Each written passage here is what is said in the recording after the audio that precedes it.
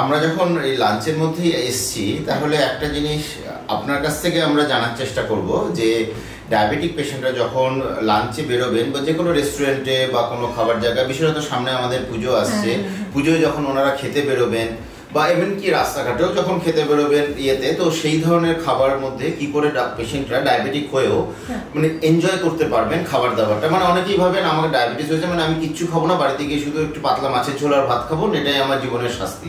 মানে খাদ্যাভ্যাসটা যে শাস্তি নয় সেটা মানুষের জানা দরকার। সেটার জন্যই আপনার কাছ থেকে আমরা জানতে চাইবো কি করে খাবারগুলো চুজ করবেন এবং এনজয় করবেন সকলের সঙ্গে খেতে বেরিয়ে। স্যার, প্রশ্নটা খুবই ইন্টারেস্টিং। আপনি ঠিকই বলেছেন যে সামনে পুজো আসছে এবং আমাদের ডায়াবেটিক পেশেন্টরা কি খাবে অ্যাজ এ রেস্টুরেন্টে গিয়ে। তো আমি সামনে তো একটা মিল রয়েছে যেটা হচ্ছে বেঙ্গলি মিল, তো আমি একটু পোর্শন আপনাকে বলেই দিচ্ছি। স্পেশালি যদি আমার পেশেন্ট 1600 ক্যালোরির কোনো ডায়েট ফলো করে, তার লাঞ্চে থাকছে হচ্ছে রাইস আমি দিতে পারি।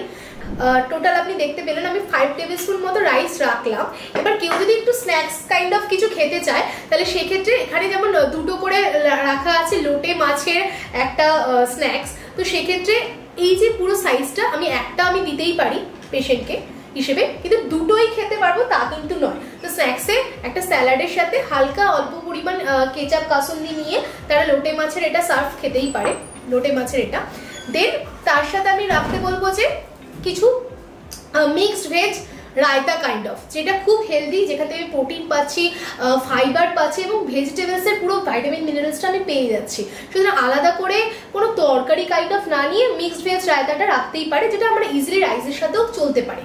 আচ্ছা, নেক্সট যখন আমরা এরপর যাবো হচ্ছে কোনো প্রোটিন কাইন্ড অফ আমি বেশি সাজেস্ট করবো, সেখানে আমি বাঙালি পুজো, তো সেক্ষেত্রে মাছটাকে আমি প্রেফার করে দিচ্ছি। যেমন এখানে দই কাতলা রয়েছে, তো দই কাতলার মধ্যে আমি এখানে জাস্ট 1 পিস মতো দই কাতলা, এটা মোটামুটি নিয়ার অ্যারাউন্ড 60 গ্রাম মতো হবে, যেটা আমরা রাখতে পারি।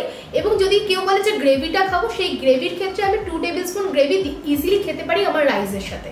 আজকে যখন ডায়াবেটিক ডায়েট নিয়ে কথা হচ্ছে, স্পেশালি পুজোর সময়, পুজোয় ঘুরতে বেরালেও এবং প্যান্ডেল হপিং টাইমে একটা করে কোল্ড ড্রিঙ্কসের বোতল থাকলোই, এই ব্যাপারটা থেকে আমি সবাইকে বলবো বিরত থাকুন। শুধু ডায়াবেটিক পেশেন্ট নয়, যে কোনো মানুষ এই যে খেতে খেতে ঘুরতে ঘুরতে কোল্ড ড্রিঙ্কস খাবো, এই ব্যাপারটা একদমই চলবে না। স্পেশালি রেস্টুরেন্টে আরেকটা ব্যাপার হয়ে থাকে, রেস্টুরেন্টে খাওয়া দাওয়ার পরে একটা যে কোনো লাইম সোডা এই ধরনের কিছু আপনারা অর্ডার করতে চান, তো খাবার খান তারপরে সোডা কাইন্ড অফ জিনিসটা অর্ডার করবেন না।